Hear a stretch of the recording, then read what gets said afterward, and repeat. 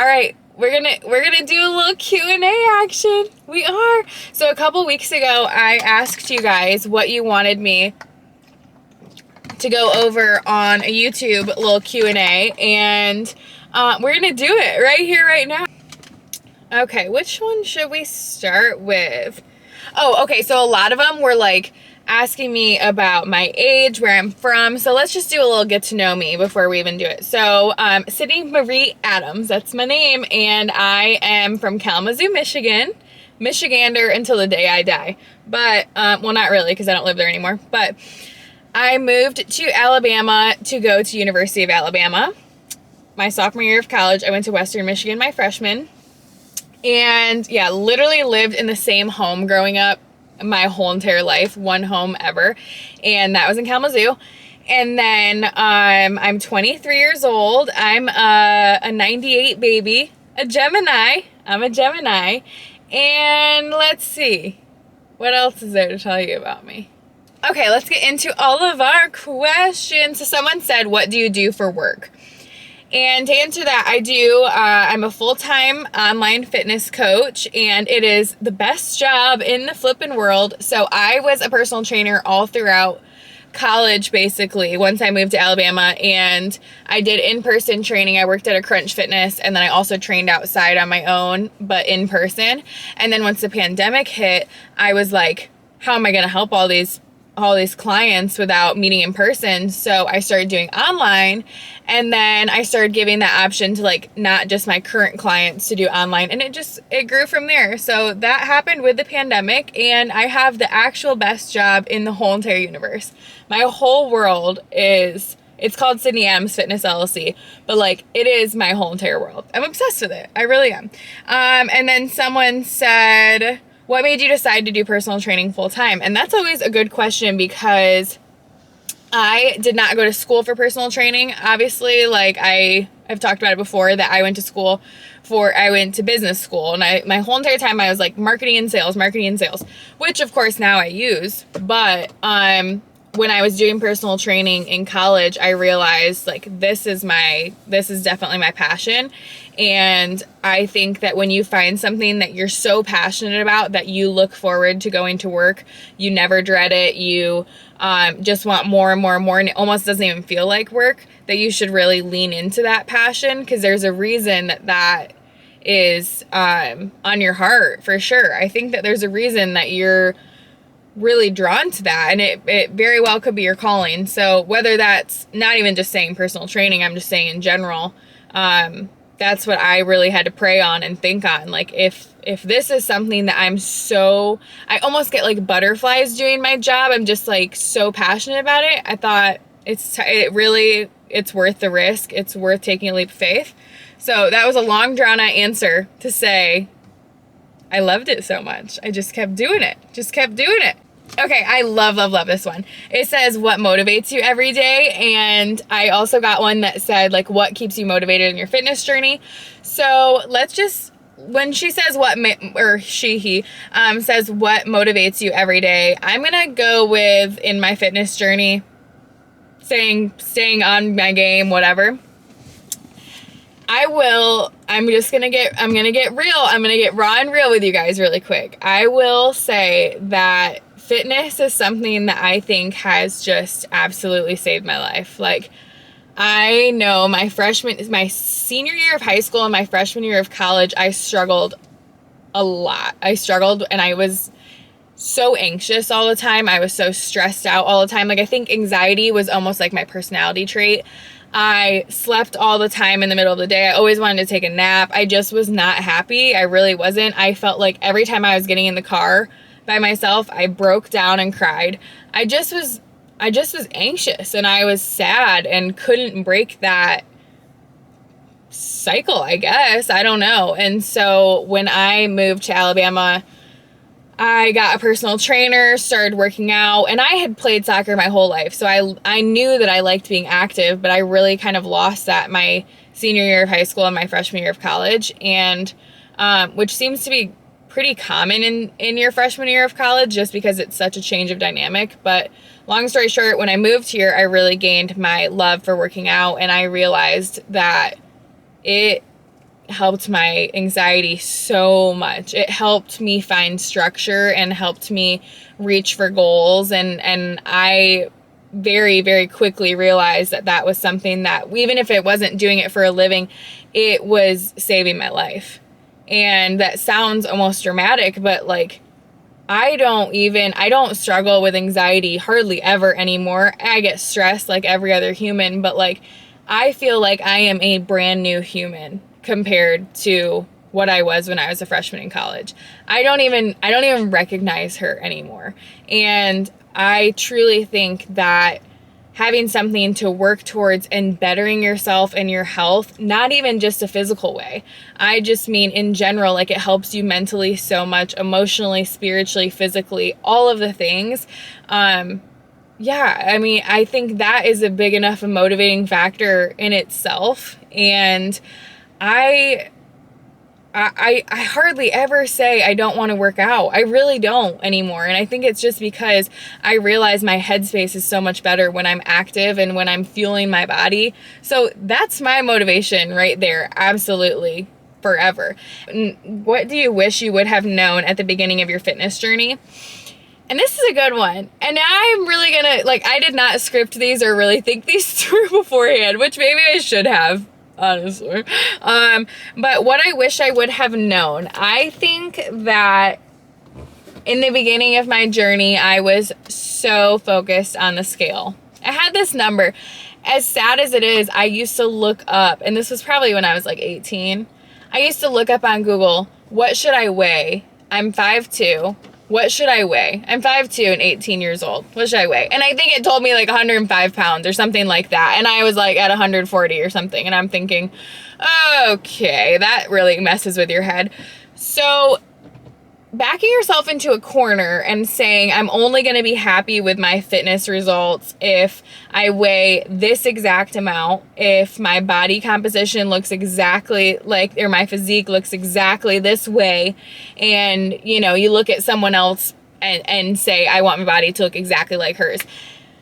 You're never going to come out on top with that. And I think that I wasted so many years of what could have been really exciting, trusting the process, enjoying fitness. I was so busy worrying about the scale, weighing myself every day and trying to deprive myself. Yet I knew nothing about body fat percentage and muscle mass. And I've always been kind of like a more muscular girl. So I'm not going to weigh 105 pounds at 5'2". I'm 5'3" now, by the way. I've grown an inch since then. Maybe I'm still growing. But regardless, I think that that's probably the biggest one, is to really lean into your energy levels, your gut health, your mood, your quality of sleep. You're just enjoying your strength increasing. And there's something really exhilarating and awesome about gaining strength and having weight that used to feel so challenging feel easy now. And now I just love that. I love just feeling like a beast in there. And I used to be like, lots of reps, low weight, gotta tone those muscles, don't want to look like a man. And now I'm like, let's bench press, let's dumbbell press 45s. We've come a long way, baby. We've come a long way. What's next? This one. Do I want to do that one next? Let's see. What's the hardest part about being on social media? Yes, so I've always loved social media because I've loved sharing things that I enjoy. I love sharing tips. I've just loved it. Even if I thought no one is even listening, and I think I probably had no followers at all, but I'm like, here's the nail polish color that I'm using. Here's what I'm doing for my workouts, and here's this. Like, I've always loved sharing things. But lately, I have had, my social media grow in the last year or so, and let me just say, I have come out with just the best following, the best group of people that have followed me, that I really don't have much that I can complain about. Did this just get dark on me? I don't know. I don't have a ton to complain about. There are always going to be people who don't like what you're doing and who have something to say. And I have one funny one. It's not really funny. It's actually so messed up. But like, this is the stuff you have to deal with social media. I had someone, I think it was a girl, it was some random account on TikTok, and they commented on every single time I'd post a video, if you could see my ankles, they'd say cankles on every single video. I'm thinking, oh my gosh, you're committed. Didn't even follow me, yet I guess looked me up every day to tell me I have cankles. I'm like, okay. But eventually I just blocked them, of course. But it was kind of like, oh, how long is she going to keep this going? He, she, whatever. But there are, I mean, all jokes aside, there are always going to be people that have something to say and who don't like what you're doing or are annoyed with what you're doing. And I think that I'm being so true to myself when it comes to social media that it doesn't hurt my feelings. Like, if someone has something to say, it's like, this is me. I kind of just, I come as I am when it comes to the content that I put out there. And so it really doesn't hurt my feelings that much.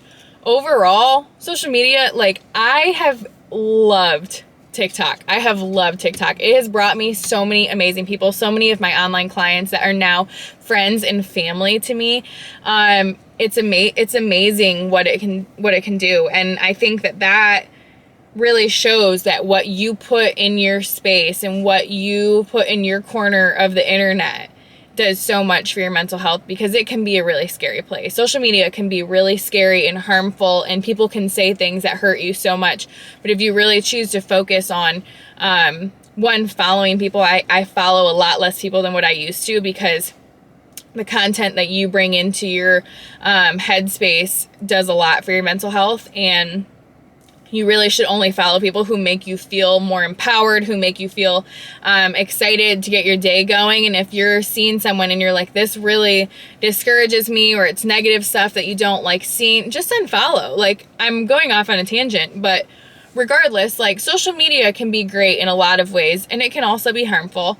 But I'm doing like my absolute dream job, because I'm able to do social media and really show you guys the things that I love. But then I also am able to meet new clients and new friends through social media. Like, so many of them have heard of me all around the world. I have girls in Australia, girls in Canada, just all over that are now my clients, and that we chat on a daily basis now. So it's amazing. It's an amazing thing. Lots of questions about how to be independent, happy in a time of being single. Are you dating? Are you single?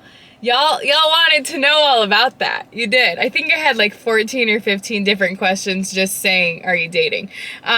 So I will say that the last year and a half, maybe a little more than that, has been like the best time of my life. Like, it has really been amazing being on my own and being able to really explore being independent. And I've been able to work on my hobbies, my passions. Like, I love reading. I love my nighttime routines, my morning routines. And when you're so worried about someone else's like emotions, making sure you're on your phone, communicating with someone else, or even with them in person, you kind of put yourself on the back burner sometimes. And I'm not saying that's always like that, but it really has been nice to put Sydney first. And I don't think I've ever done that in my life. So I've had a lot of alone time, and I realized I love that. I love being alone. I love working on myself and being able to journal at night. And yeah, it's nice. I've really loved that. So to answer your question, I think that this season of my life was really meant to just be a selfish season. And it's not even selfish, but, an independent season where I am making all of my big life decisions based on what I want. Okay, we're gonna do 2 more good ones, okay? So this one, what are your favorite brands for workout clothes? Lululemon, Alo Yoga. Those are my 2. Those are my 2 obsessive. This is Alo Yoga. This is Lululemon. Lululemon. Driving in socks. That's okay. Yes. And then I have some Amazon brands in there that I like a lot too. But those are my go-tos right there, baby. Okay, my last one. This one might be a long answer. Bear with me. I've got some answer to this one. What are your New Year's resolutions? And I will tell you what. I was not even going to really do New Year's resolutions. I think that I have worked so hard on like my routines. I'm like, none of my New Year's resolution has anything to do with like my physique or health goals or anything really. Of course, that's great to continue what I'm already doing, but this is my one huge New Year's resolution that I did decide that I'm going to have. And it is that I want to do more things that scare me. And that sounds kind of crazy, but I really am, I'm a homebody if you haven't caught on. I'm such a homebody that like I like to be in a routine to the point if I'm out of my routine, it really does throw me off. It really does. And I also kind of like just being in my comfort zone. And this past year has been all about growth. I've really, really taken some leaps of faith and done a lot of praying and growing and just letting the Lord take over. But when it comes to the thought of moving, when it comes to the thought of making big decisions like that, I'm like where I want to live next and some other job opportunities, career opportunities that I want to go for. This year, I'm going to do more things that scare me. I think that can wrap up our little Q&A. That was fun. I had a fun time with that. I also just wanted to say, because I didn't say it in the beginning, if you're new here, welcome. Hopefully you got to know me a little bit this time, and I'm so happy you're here. And if you are not new here, I cannot even talk. If you are not new here, then welcome back, and I just love y'all. I adore y'all, and it really is the best corner of the internet, and I'm so thankful. So, if this is your first video you've seen, I do a lot of like health and wellness, healthy lifestyle routines, grocery hauls, all of the things. And I do a lot of that on my Instagram and TikTok as well. So once again, I adore y'all and I will see you next time. That was fun.